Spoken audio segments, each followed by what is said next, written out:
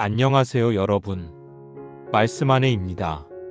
오늘 이 영상을 클릭해 주신 분들은 아마도 한 가지 공통된 마음을 가지고 계실 것 같습니다.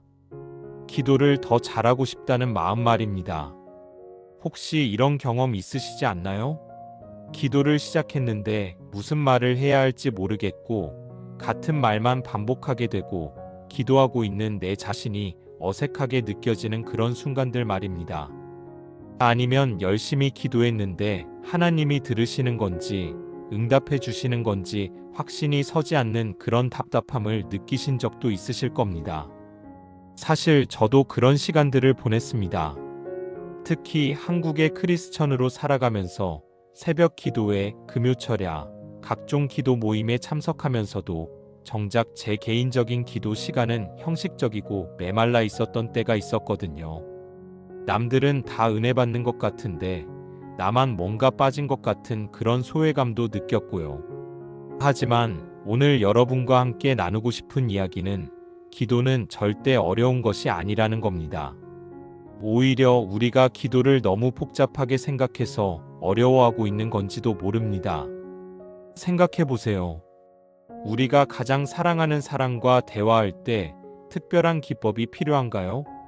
특별한 단어나 문장 구조가 있어야 하나요? 그냥 마음에서 우러나오는 진실한 말들을 하면 되는 거 아닌가요? 하나님과의 기도도 마찬가지입니다. 하나님은 우리의 마음을 보시는 분이시고 우리의 진실한 마음을 원하시는 분이십니다. 멋있는 기도 문장이나 신학적으로 완벽한 표현을 원하시는 게 아니라 그냥 우리의 솔직한 마음을 들으시고 싶어 하십니다. 그런데 왜 우리는 기도를 어려워할까요? 아마도 기도에 대한 잘못된 선입견들 때문일 겁니다. 기도는 이렇게 해야 한다. 이런 순서로 해야 한다. 이런 말은 하면 안 된다 같은 불문율들 말이죠.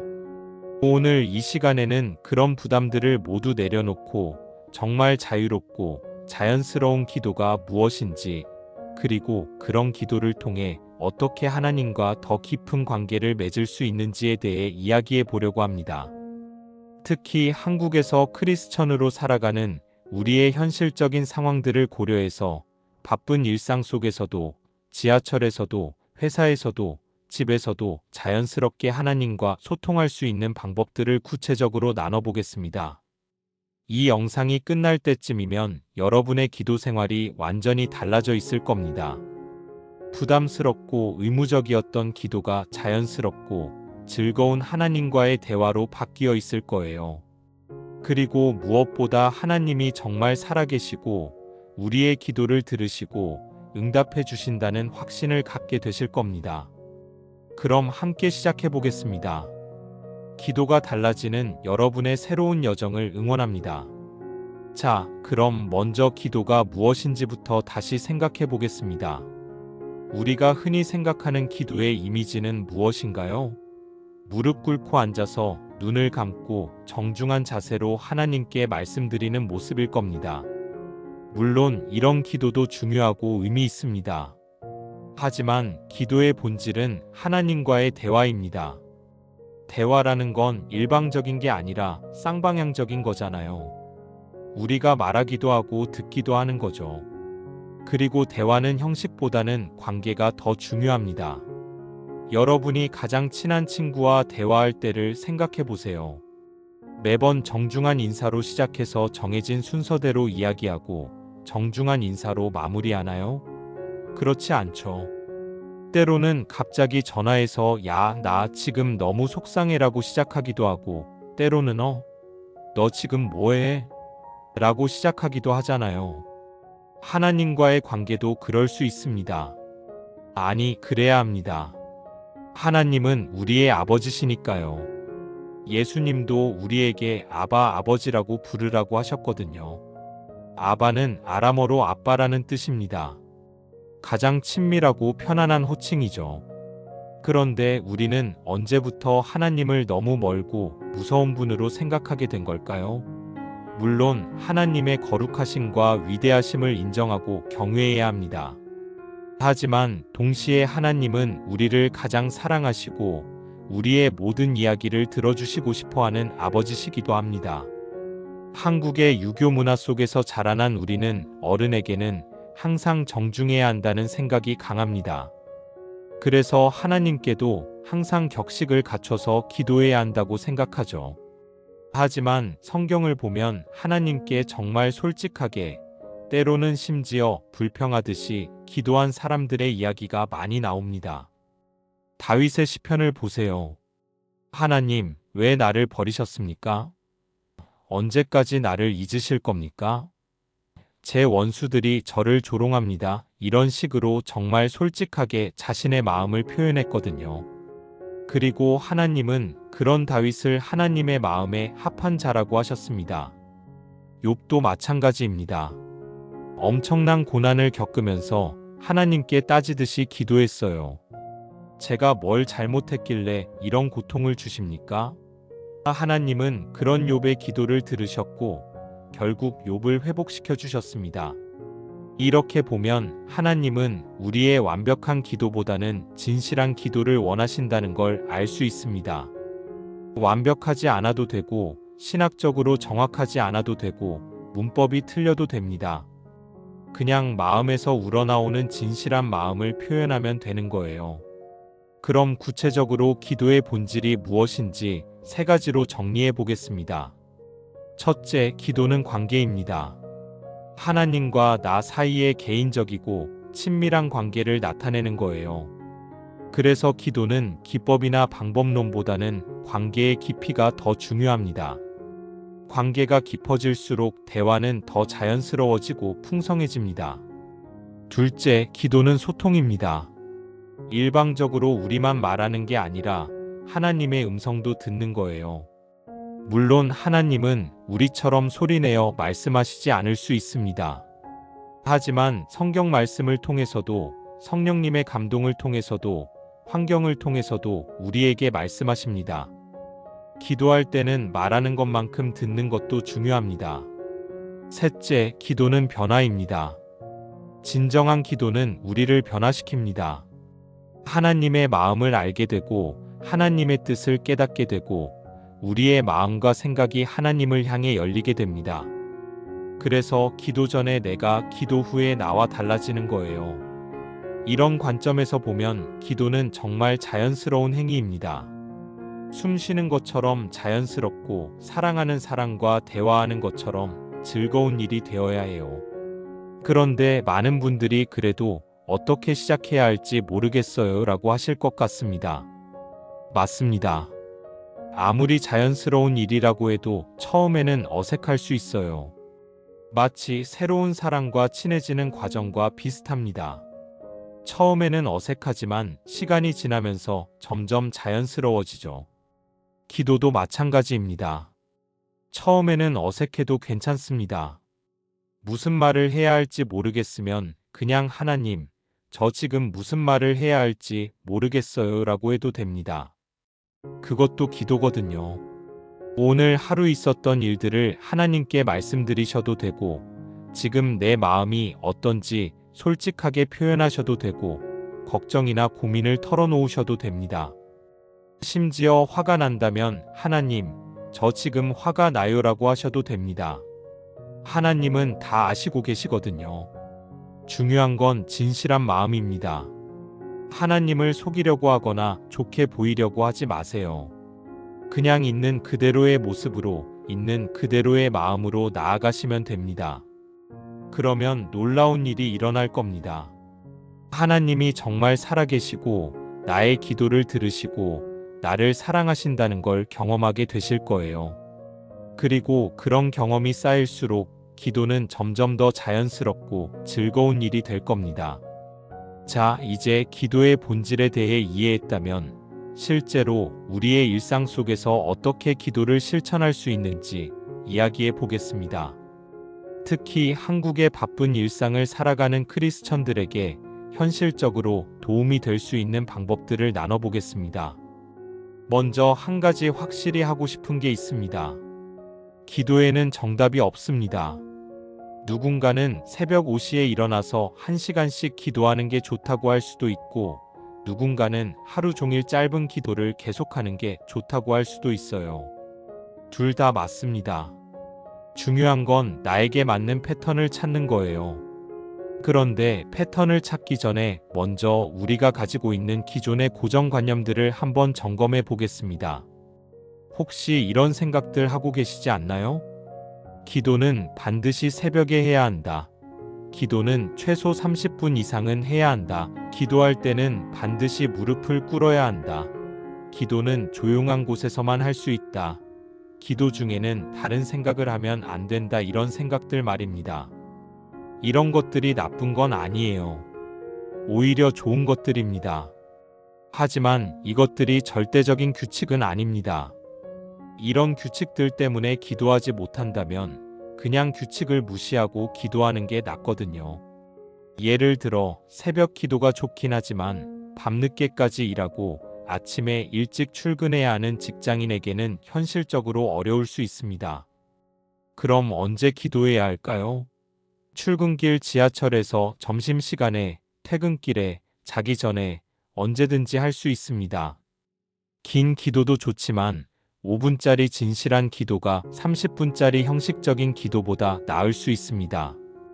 무릎 꿇고 기도하는 것도 좋지만 걸으면서, 서서, 심지어 누워서도 기도할 수 있어요.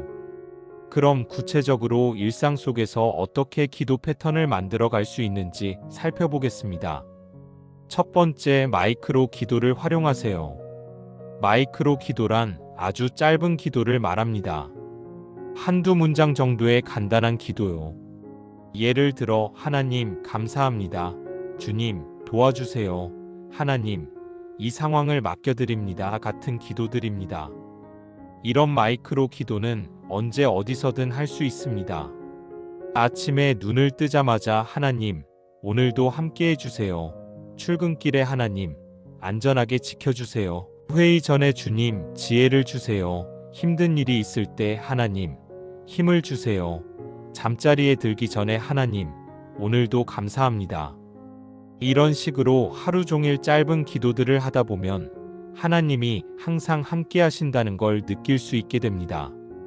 그리고 이런 마이크로 기도들이 쌓이면서 더 깊은 기도로 자연스럽게 이어지게 돼요. 두 번째, 호흡 기도를 시도해 보세요. 호흡 기도는 숨을 쉬면서 하는 기도입니다. 숨을 들이쉴 때 하나님의 사랑과 평안을 받아들이고 숨을 내쉴 때 걱정과 염려를 내려놓는 거예요. 예를 들어 들숨에는 주님의 평안을, 날숨에는 제 마음의 주소서라고 할 수 있습니다. 아니면 들숨에는 하나님, 날숨에는 감사해요라고 할 수도 있어요. 이런 호흡 기도는 특히 스트레스를 받을 때, 화가 날 때, 불안할 때 정말 효과적입니다. 몇 번만 해봐도 마음이 많이 평안해질 거예요. 세 번째, 상황별 기도를 준비해 두세요. 우리 일상에는 반복되는 상황들이 있습니다. 출근, 회의, 식사, 운전, 잠자리 등등 말이죠. 이런 상황들마다 간단한 기도를 준비해 두시면 좋습니다. 출근길에는 하나님, 오늘 하루 주님의 뜻대로 살아가게 해주세요. 식사할 때는 하나님, 이 음식을 주셔서 감사합니다. 몸과 마음의 양식이 되게 해주세요. 운전할 때는 하나님, 안전운전 할 수 있게 도와주세요. 이런 식으로요. 처음에는 어색할 수 있지만 습관이 되면 정말 자연스러워집니다. 그리고 이런 기도들이 하루를 하나님과 함께 보내는 느낌을 주게 됩니다. 네 번째, 감사 기도를 중심으로 하세요. 기도할 때 가장 쉽고 효과적인 방법 중 하나가 감사 기도입니다. 오늘 하루 있었던 좋은 일들, 작은 일들이라도 하나씩 떠올리면서 감사하는 거예요. 하나님, 오늘 맛있는 커피를 마실 수 있어서 감사해요. 동료가 친절하게 도와줘서 감사해요. 건강하게 하루를 보낼 수 있어서 감사해요. 가족이 있어서 감사해요. 이런 식으로요. 감사 기도를 하다 보면 우리가 얼마나 많은 은혜를 받고 살고 있는지 깨닫게 됩니다. 그리고 마음이 긍정적으로 변하게 돼요. 불평하고 원망하는 마음보다는 감사하고 기뻐하는 마음이 생기거든요. 다섯 번째, 중보 기도를 포함하세요. 중보 기도는 다른 사람을 위한 기도입니다. 가족, 친구, 동료, 교회, 국가 등을 위해서 기도하는 거예요. 이런 중보 기도를 하다 보면 내 문제에만 집중하던 시각이 넓어집니다. 그리고 다른 사람들을 사랑하는 마음도 더 커지게 돼요. 하나님, 우리 부모님 건강하게 지켜주세요. 친구가 힘든 일을 잘 극복할 수 있게 도와주세요. 우리나라가 평안하게 해주세요. 코로나로 힘든 모든 분들을 위로해주세요. 이런 기도드립니다. 6번째, 말씀 기도를 활용하세요. 성경 말씀을 읽고 그 말씀으로 기도하는 방법입니다. 말씀을 읽으면서 마음에 와닿는 구절이 있으면 그걸 가지고 기도하는 거예요. 예를 들어 수고하고 무거운 짐진 자들아 다 내게로 오라는 말씀을 읽었다면 주님, 제가 지금 수고하고 무거운 짐을 지고 있습니다. 주님께 나아갑니다. 위로해 주세요라고 기도할 수 있습니다. 이런 말씀 기도는 우리의 기도를 더 풍성하게 만들어줍니다. 그리고 하나님의 뜻이 무엇인지 더 명확히 알 수 있게 해주기도 해요. 이렇게 다양한 방법들을 소개했지만 모든 걸 다 해야 한다는 부담을 가지지는 마세요. 이 중에서 나에게 맞는 것들을 선택해서 시도해 보시면 됩니다. 그리고 처음에는 하나씩만 시작해 보세요. 다 하려다가 부담스러워서 아예 안 하게 되는 것보다는 하나라도 꾸준히 하는 게 낫거든요. 가장 중요한 건 지속성입니다. 하루에 한 번이라도 좋으니까 꾸준히 하나님과 대화하는 시간을 가지세요. 그러면 서서히 기도가 우리 삶의 자연스러운 일부가 될 겁니다. 이제 기초적인 기도 패턴을 익혔다면 좀 더 깊은 차원의 기도에 대해 이야기해 보겠습니다. 깊은 기도란 하나님과 더 친밀하게 교제하고 하나님의 마음을 더 깊이 알아가며 내 영혼이 하나님 안에서 진정한 안식을 찾는 그런 기도를 말합니다. 많은 분들이 깊은 기도를 하고 싶은데 어떻게 해야 할지 모르겠어요 라고 하십니다. 특히 기도 중에 잡념이 많이 든다거나 집중이 안 된다거나 하나님의 음성을 듣지 못하겠다는 고민을 많이 하시죠. 먼저 한 가지 확실히 하고 싶은 게 깊은 기도도 하루아침에 되는 게 아니라는 겁니다.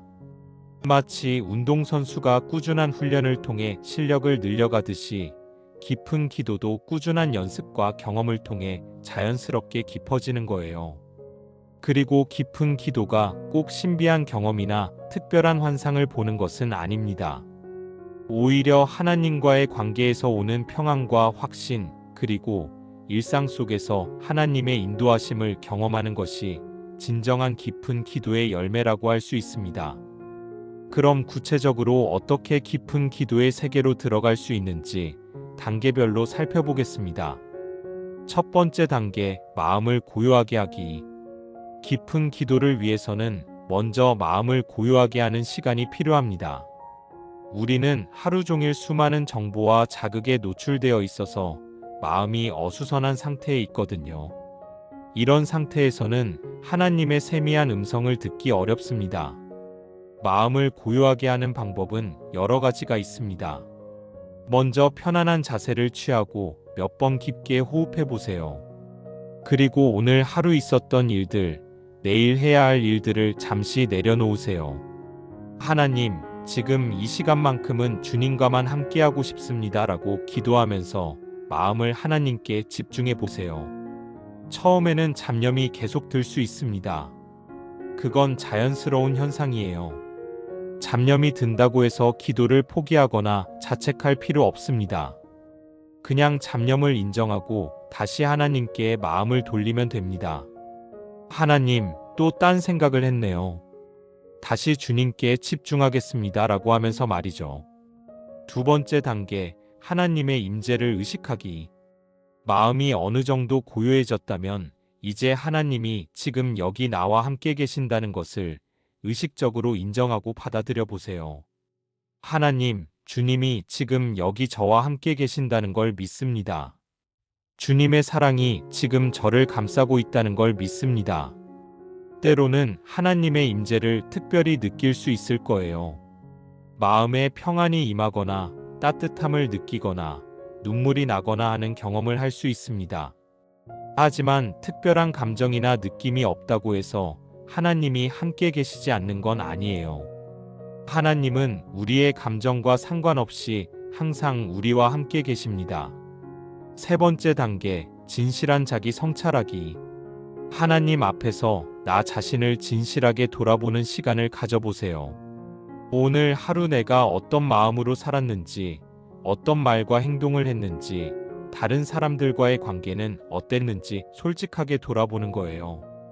이때 중요한 건 자책하거나 정죄하는 마음이 아니라 하나님의 사랑 안에서 나 자신을 바라보는 겁니다.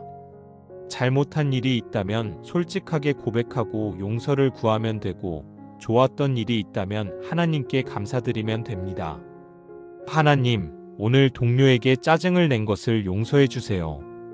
더 사랑으로 대하게 도와주세요. 하나님, 오늘 가족을 위해 기도할 수 있었던 것에 감사드립니다. 이런 식으로요. 네 번째 단계, 하나님께 귀 기울이기.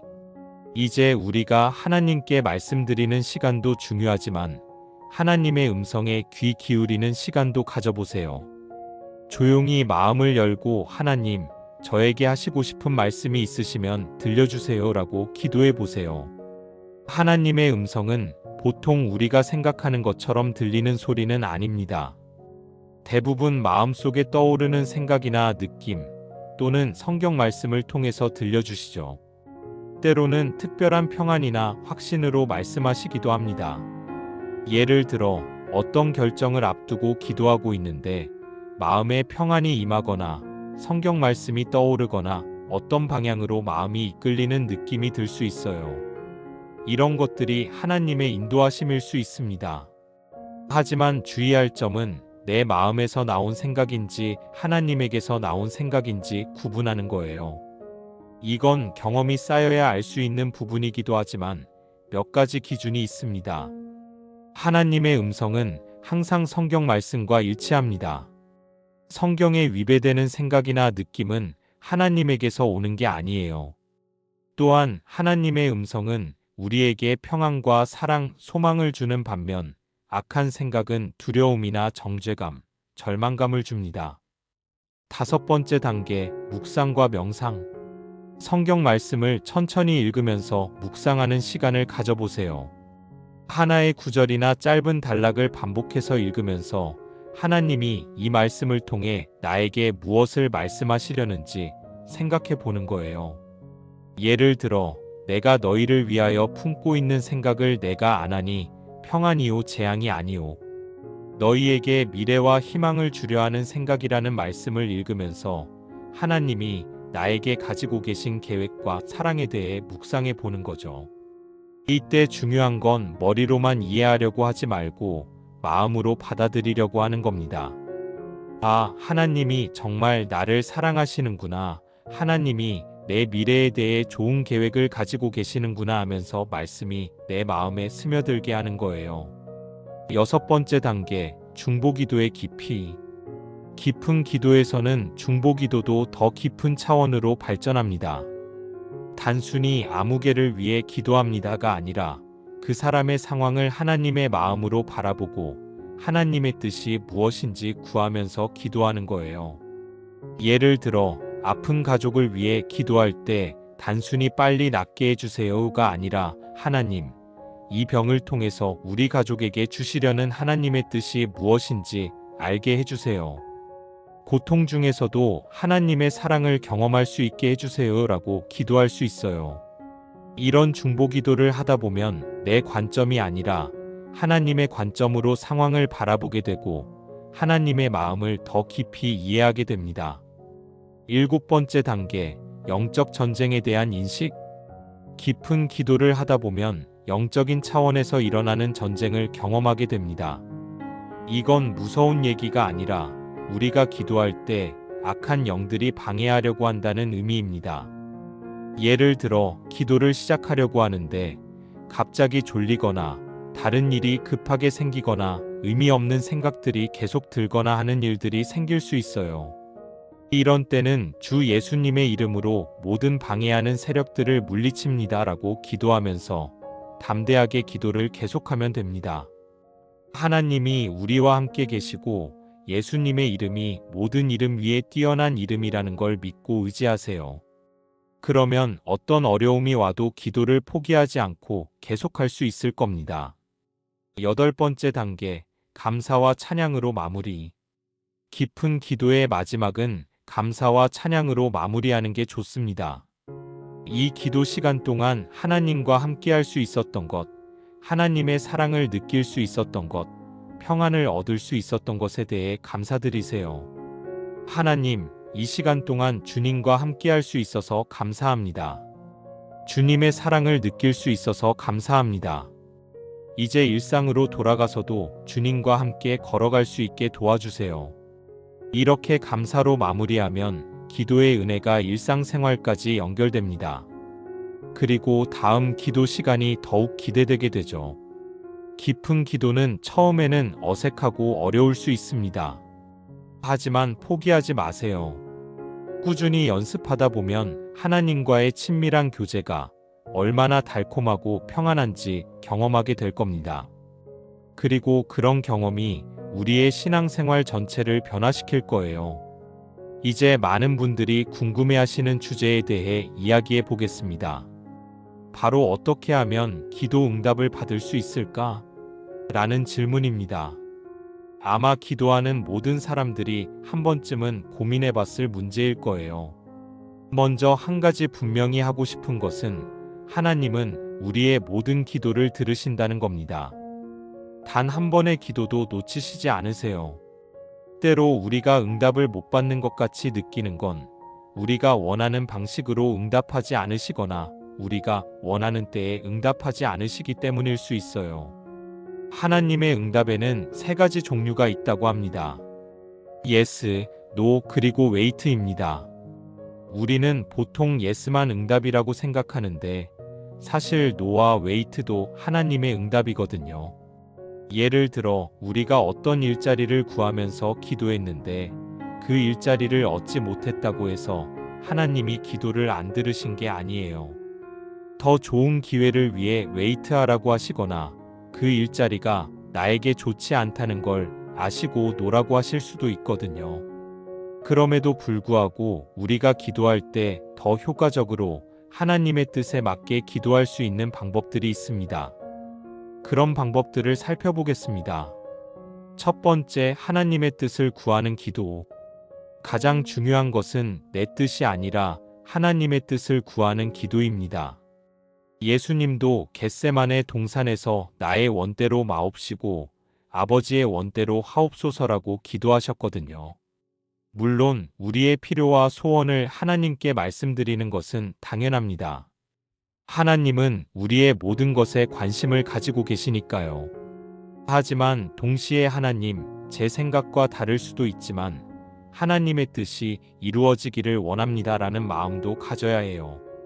이렇게 기도하면 하나님의 뜻과 내 뜻이 일치하게 되는 놀라운 경험을 하게 됩니다. 처음에는 내가 원하던 것과 다를 수 있지만 나중에 보면 하나님의 방법이 훨씬 좋았다는 걸 깨닫게 되죠. 두 번째, 믿음으로 기도하기. 믿음 없이는 하나님을 기쁘시게 할 수 없다고 성경에 나와 있습니다. 기도할 때도 마찬가지예요. 하나님이 우리의 기도를 들으시고 응답해 주실 것을 믿는 믿음이 필요합니다. 하지만 여기서 말하는 믿음은 내가 원하는 대로 반드시 해주실 거야 라는 고집이 아니에요. 오히려 하나님은 선하신 분이시고 나를 사랑하시고 나에게 가장 좋은 것을 주시려고 하시는 분이시다라는 믿음입니다. 이런 믿음이 있으면 설령 내가 원하던 응답과 다르더라도 하나님을 원망하지 않게 됩니다. 오히려 하나님이 더 좋은 계획을 가지고 계시는구나 라고 받아들일 수 있게 되죠. 세 번째, 지속적으로 기도하기. 예수님이 하신 비유 중에 불의한 재판관의 비유가 있습니다. 한 과부가 계속해서 재판관을 찾아가서 자기 문제를 해결해 달라고 요청했고 결국 재판관이 그 끈기에 져서 문제를 해결해 준다는 이야기죠. 예수님은 이 비유를 통해 우리도 포기하지 말고 계속 기도하라고 말씀하셨습니다. 물론 하나님은 불의한 재판관이 아니세요. 우리를 괴롭히려고 응답을 미루시는 게 아니라 가장 좋은 때에 가장 좋은 방법으로 응답해 주시려는 거예요. 하지만 우리가 계속 기도하는 과정에서 우리의 마음도 변하게 되고 하나님의 뜻을 더 깊이 이해하게 됩니다. 그래서 지속적인 기도는 정말 중요해요. 네 번째, 구체적으로 기도하기. 막연한 기도보다는 구체적인 기도가 더 효과적입니다. 하나님, 축복해 주세요 보다는 하나님, 이번 프로젝트를 잘 마무리할 수 있도록 지혜와 능력을 주세요가 더 구체적이고 좋은 기도죠. 구체적으로 기도하면 응답을 받았을 때도 더 명확하게 알 수 있습니다. 아, 하나님이 정말 내 기도를 들으시고 응답해 주셨구나라는 확신을 가질 수 있게 되거든요. 또한 구체적인 기도는 우리가 정말 무엇을 원하는지, 무엇이 필요한지를 명확하게 정리하는 데도 도움이 됩니다. 기도하면서 내 마음을 더 정확히 알게 되는 거죠. 다섯 번째, 회개하는 마음으로 기도하기. 죄는 우리와 하나님 사이를 가로막는 벽과 같습니다. 죄를 그대로 두고서는 하나님과 친밀한 교제를 나눌 수 없어요. 그래서 기도할 때는 먼저 내 죄를 고백하고 회개하는 시간을 가져야 합니다. 물론 완벽한 사람이 되어야 기도할 수 있다는 뜻은 아니에요. 우리는 모두 부족한 사람들이고 매일 실수하고 잘못하면서 살아가잖아요. 하지만 그런 잘못들을 하나님 앞에 솔직하게 고백하고 용서를 구하는 마음은 가져야 합니다. 하나님, 오늘 화를 내면서 다른 사람에게 상처를 준 것을 용서해 주세요. 이기적인 마음을 가졌던 것을 용서해 주세요. 하나님보다 다른 것들을 더 사랑했던 것을 용서해 주세요. 이런 식으로 말이죠. 여섯 번째, 다른 사람을 용서하고 기도하기. 우리가 다른 사람을 용서하지 않으면 하나님도 우리를 용서하지 않으신다고 예수님이 말씀하셨습니다. 그래서 기도 응답을 받기 위해서는 다른 사람들을 용서하는 마음도 중요해요. 용서가 쉬운 일은 아닙니다. 특히 나에게 큰 상처를 준 사람이나 계속해서 나를 괴롭히는 사람을 용서하기는 정말 어려워요. 하지만 용서는 그 사람을 위한 것이기도 하지만 무엇보다 나를 위한 것입니다. 용서하지 않고 원한을 품고 살면 내 마음이 괴로워지고 하나님과의 관계도 막히게 돼요. 반대로 용서하면 내 마음이 자유로워지고 평안해집니다. 용서가 어려우면 하나님, 저는 아직 용서할 마음이 생기지 않습니다. 용서할 수 있는 마음을 주세요라고 기도해도 됩니다. 하나님이 우리에게 용서하는 마음을 주실 거예요. 일곱 번째, 감사하는 마음으로 기도하기. 감사는 기도의 문을 여는 열쇠와 같습니다. 범사에 감사하라고 성경에 나와 있는데 이건 모든 상황이 다 좋아서 감사하라는 뜻이 아니에요. 어떤 상황에서도 하나님의 사랑과 은혜를 인정하고 감사할 거리를 찾으라는 뜻입니다. 어려운 상황에서도 하나님, 이 어려움 가운데서도 주님이 함께 해주셔서 감사합니다. 이런 시련을 통해 더 성장할 수 있게 해주셔서 감사합니다 라고 할 수 있어요. 감사하는 마음이 있으면 우리의 시각이 긍정적으로 바뀝니다. 문제에만 집중하던 시선이 하나님의 은혜와 축복으로 옮겨지게 되죠. 그러면 기도도 더 밝고 희망적으로 바뀌게 됩니다. 여덟 번째, 말씀에 기초한 기도하기. 하나님의 약속이 담긴 성경 말씀을 근거로 기도하는 것은 정말 강력합니다. 하나님은 자신의 말씀을 지키시는 분이시거든요. 예를 들어 모든 염려를 주께 맡기라는 말씀이 있으니까 하나님, 말씀에서 모든 염려를 주께 맡기라고 하셨으니 지금 제가 가진 모든 걱정을 주님께 맡깁니다 라고 기도할 수 있어요. 이런 기도는 단순히 내 생각이나 소원을 말하는 게 아니라 하나님의 약속을 믿고 의지하는 기도이기 때문에 더욱 확신 있게 할 수 있습니다. 마지막으로 기도 응답을 받지 못했다고 해서 낙심하지 마세요. 때로는 우리가 생각지 못한 방법으로 생각지 못한 때에 응답을 주시기도 합니다. 그리고 때로는 우리가 구한 것보다 훨씬 좋은 것으로 응답해 주시기도 해요. 중요한 건 결과에 상관없이 하나님을 신뢰하고 계속 기도하는 겁니다. 그러면 언젠가는 하나님의 선하신 뜻을 경험하게 될 거예요. 이제 지금까지 배운 것들을 실제 우리의 일상생활에서 어떻게 적용할 수 있는지 구체적으로 살펴보겠습니다. 특히 한국 사회에서 크리스천으로 살아가면서 마주치게 되는 실제적인 상황들을 중심으로 이야기해 보겠습니다. 한국의 직장 문화는 정말 바쁘고 경쟁적입니다. 아침 일찍 출근해서 밤늦게까지 일하고 회식이나 야근도 잦죠. 이런 환경에서 어떻게 기도 생활을 유지할 수 있을까요? 먼저 출근길을 활용해 보세요.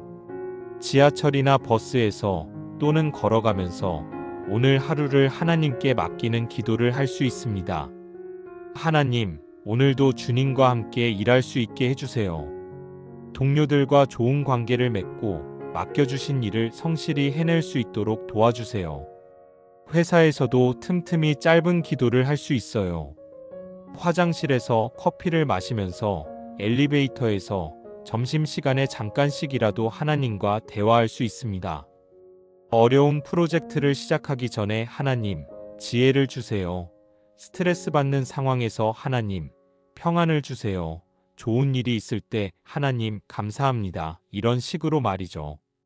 특히 한국 직장에서는 인간관계가 정말 중요한데 이 부분에서도 기도가 많은 도움이 됩니다. 어려운 상사나 동료가 있다면 그들을 위해서 기도해 보세요. 하나님, 저희 팀장님이 스트레스를 많이 받는 것 같습니다. 평안을 주시고 저와 좋은 관계를 맺을 수 있게 해주세요. 신기한 건 다른 사람을 위해 기도하다 보면 그 사람에 대한 내 마음도 변한다는 겁니다. 미웠던 사람도 불쌍하고 안쓰러운 마음이 들게 되고 그러면 관계도 자연스럽게 개선되곤 해요. 퇴근길에는 오늘 하루를 돌아보면서 감사 기도를 해보세요. 힘들었던 일들도 무사히 마칠 수 있게 해주신 것, 건강하게 일할 수 있었던 것, 월급을 주신 것, 작은 것들이라도 감사할 거리들을 찾아보세요. 가정은 우리가 가장 편안하게 기도할 수 있는 공간이지만 동시에 가장 형식적으로 흐르기 쉬운 공간이기도 합니다. 특히 식사 기도는 대부분의 크리스천 가정에서 하고 있지만 습관적으로 똑같은 말만 반복하는 경우가 많죠. 식사 기도를 좀 더 의미 있게 만들어 보세요. 오늘 먹는 음식이 어디서 왔는지 생각해 보고 농사 지어 주신 분들, 요리해 주신 분들을 위해서도 감사 기도를 해 보세요. 하나님, 이 쌀을 기르기 위해 수고해 주신 농부들을 축복해 주세요. 이 음식으로 우리 가족이 더욱 건강해져서 주님의 일을 잘 감당할 수 있게 해주세요. 가족들과 함께 기도하는 시간도 만들어 보세요. 특별한 일이 있을 때 예를 들어 누군가 시험을 앞두고 있거나 이사를 하거나 새 학기가 시작될 때 함께 모여서 기도하는 거예요. 이런 시간들이 가족의 유대감을 더욱 깊게 만들어줍니다. 아이들이 있는 가정이라면 아이들과 함께 기도하는 법을 가르쳐 주세요. 어려운 신앙 용어를 쓸 필요 없어요. 그냥 하나님께 고마워하는 마음을 말해보자, 하나님께 도움이 필요한 일을 말해보자 이런 식으로 자연스럽게 시작할 수 있습니다. 잠자리에서의 기도도 중요합니다. 하루를 마무리하면서 오늘 있었던 일들을 하나님께 맡기고 내일을 준비하는 마음으로 기도해 보세요. 밤에 잠들기 전에 기도는 우리의 잠자리를 평안하게 만들어줍니다. 한국은 교육열이 정말 높은 나라죠. 학생들이나 학부모들 그리고 취업을 준비하는 분들이 학업이나 시험과 관련해서 어떻게 기도해야 할지 고민이 많으실 거예요. 먼저 결과만을 위한 기도가 아니라 과정을 위한 기도를 해보세요. 하나님, 시험에서 좋은 점수를 받게 해주세요 보다는 하나님, 공부하는 동안 집중할 수 있게 도와주시고 배우는 것들을 통해 더 성장할 수 있게 해주세요라고 기도하는 거예요. 물론 구체적인 목표를 위해 기도하는 것도 나쁘지 않습니다. 하지만 동시에 하나님의 뜻이 무엇인지 알게 해주세요라는 마음도 가져야 해요. 때로는 우리가 원하는 학교나 직장이 아니더라도 하나님이 더 좋은 계획을 가지고 계실 수 있거든요. 공부하기 전에 짧은 기도를 하는 습관을 만들어 보세요. 하나님, 지금부터 공부할 내용들을 잘 이해할 수 있게 도와주세요. 이 공부를 통해서 하나님께 영광 돌릴 수 있는 사람이 되게 해주세요. 이런 기도를 하고 공부를 시작하면 마음가짐부터 달라집니다. 시험 당일에는 긴장하지 말고 하나님께 의지하는 기도를 해보세요. 하나님, 그동안 공부한 것들을 잘 기억할 수 있게 도와주시고 평안한 마음으로 시험을 볼 수 있게 해주세요. 결과는 하나님께 맡깁니다. 건강 문제는 모든 사람들이 관심을 가지는 부분이죠. 특히 나이가 들수록 또는 가족 중에 아픈 분이 계시면 건강을 위한 기도를 많이 하게 됩니다. 건강을 위해 기도할 때는 몸의 치유뿐만 아니라 마음의 평안도 함께 구해야 합니다. 몸이 아프면 마음도 힘들어지거든요. 하나님, 이 병을 치료해 주시고 치료받는 동안 평안한 마음을 주세요. 이 시간을 통해서 하나님을 더 의지하는 법을 배우게 해주세요. 또한 예방을 위한 기도도 중요해요. 건강할 때 건강을 지켜달라고 기도하고 건강한 생활 습관을 유지할 수 있도록 기도하는 거죠. 하나님, 오늘도 건강하게 지낼 수 있게 해주시고 몸에 좋은 음식을 먹고 적당한 운동을 할 수 있게 도와주세요. 가족이나 친구가 아플 때는 그들을 위해서 중보기도를 해주세요. 직접적인 치유를 위한 기도도 하지만 그들이 병고 중에서도 하나님의 사랑을 경험할 수 있도록 의료진들에게 지혜를 주시도록 가족들에게 힘을 주시도록 기도할 수 있습니다. 한국 사회에서 인간관계는 정말 복잡하고 중요한 문제입니다. 직장에서의 관계, 가족 관계, 친구 관계, 교회에서의 관계 등등 다양한 관계들 속에서 살아가고 있죠. 어려운 사람이 있을 때는 그 사람을 미워하거나 원망하기보다는 그 사람을 위해서 기도해 보세요. 처음에는 억지로라도 좋으니까 하나님, 그 사람도 하나님의 자녀입니다. 축복해 주세요라고 기도해 보는 거예요. 신기하게도 누군가를 위해서 기도하다 보면 그 사람에 대한 마음이 변하게 됩니다. 미워하던 마음이 불쌍히 여기는 마음으로 바뀌고 그러면 관계도 개선될 가능성이 생기거든요. 새로운 관계를 맺을 때도 기도로 시작해 보세요. 새로운 직장, 새로운 동네, 새로운 모임에서 좋은 사람들을 만날 수 있도록 기도하고 내가 먼저 다른 사람들에게 사랑과 친절을 베풀 수 있도록 기도하는 거예요. 갈등이 생겼을 때는 감정에 휩쓸리기 전에 먼저 기도해 보세요.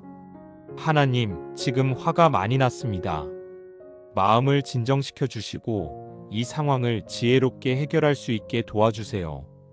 상대방의 입장도 이해할 수 있게 해주세요. 경제적인 문제는 현실적으로 정말 큰 스트레스가 되죠. 특히 요즘같이 경기가 어려운 때에는 더욱 그렇습니다. 이런 상황에서 어떻게 기도해야 할까요?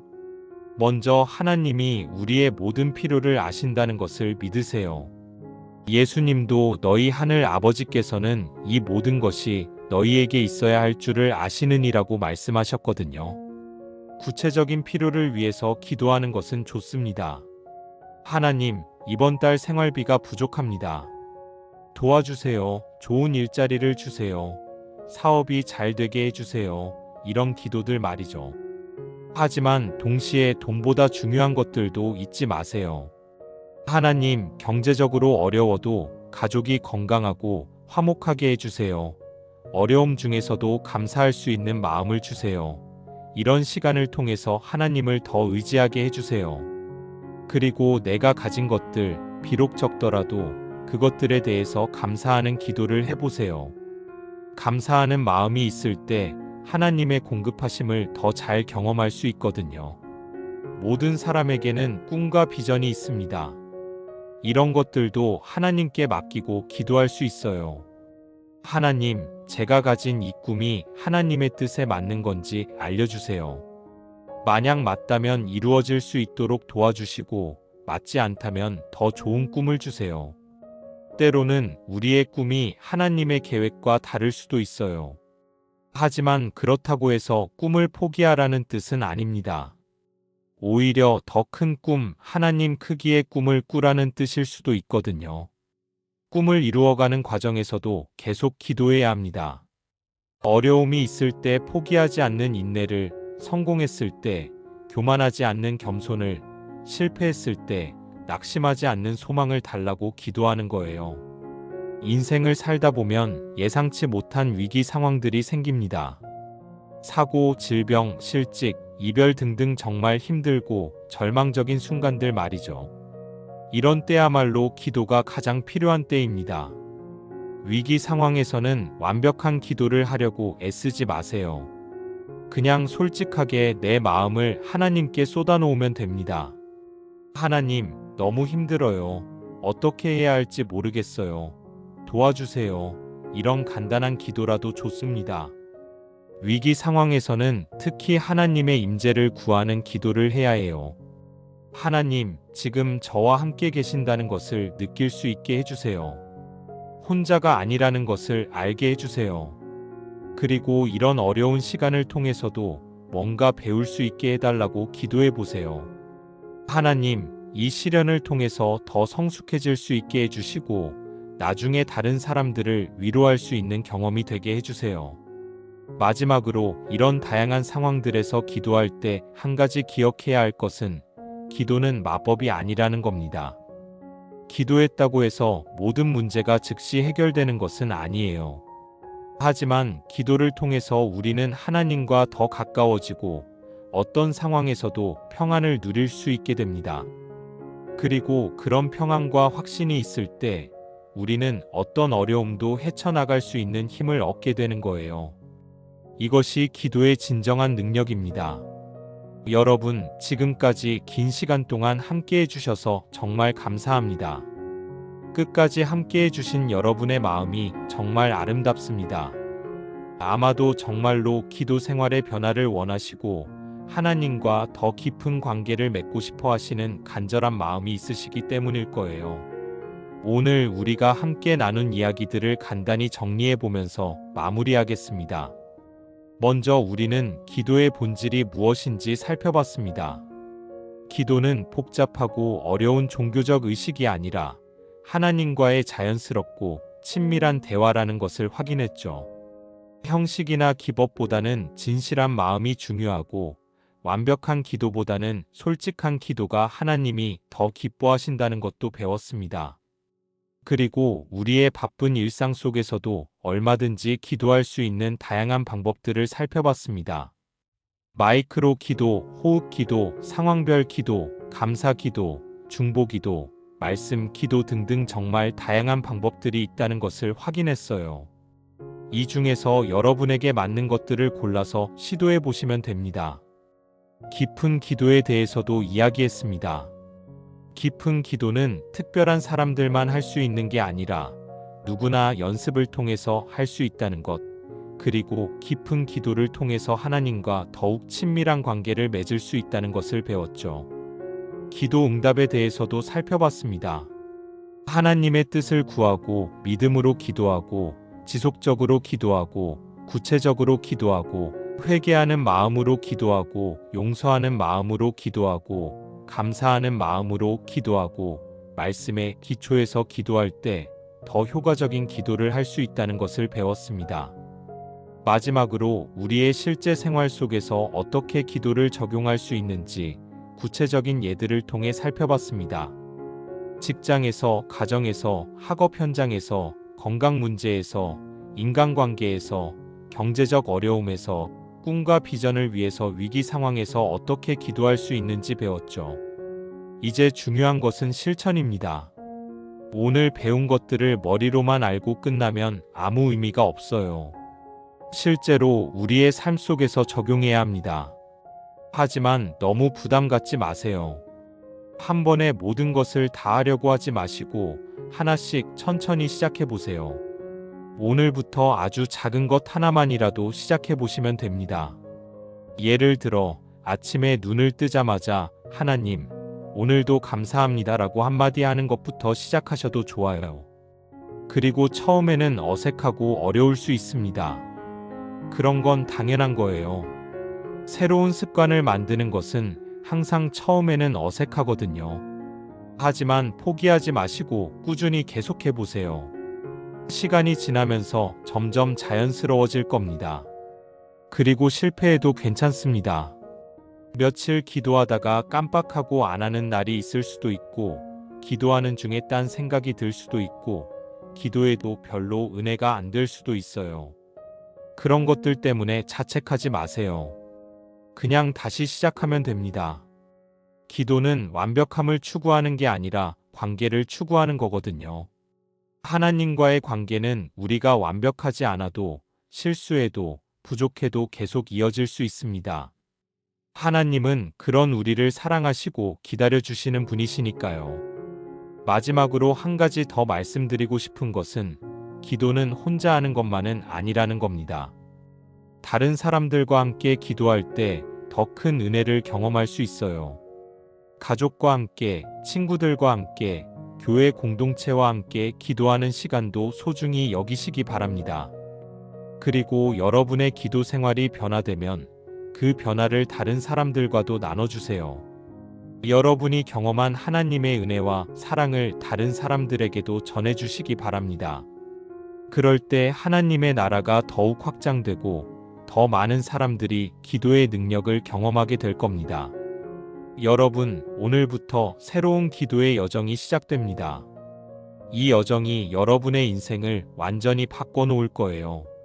하나님과 더 가까워지고, 더 평안하고, 더 기쁘고, 더 소망이 있는 삶을 살게 되실 겁니다. 그리고 무엇보다 여러분이 하나님의 사랑받는 자녀라는 정체성을 더욱 확실하게 알게 되실 거예요. 이 세상에서 가장 소중하고 귀한 존재라는 것, 하나님이 여러분을 위해 특별한 계획을 가지고 계신다는 것을 깊이 경험하게 되실 겁니다. 이 영상이 여러분의 기도 생활에 조금이라도 도움이 되었다면 정말 기쁠 것 같습니다. 그리고 이런 내용들이 더 많은 분들에게 전해질 수 있도록 구독과 좋아요, 그리고 댓글로 여러분의 소감을 나눠주시면 감사하겠습니다. 여러분의 기도 생활이 풍성해지고 하나님과의 관계가 더욱 깊어지기를 진심으로 축복합니다. 하나님의 사랑이 여러분과 여러분의 가족들에게 언제나 함께하기를 기도합니다. 긴 시간 함께해 주셔서 다시 한번 감사드리고 여러분의 새로운 기도 여정을 응원합니다. 감사합니다.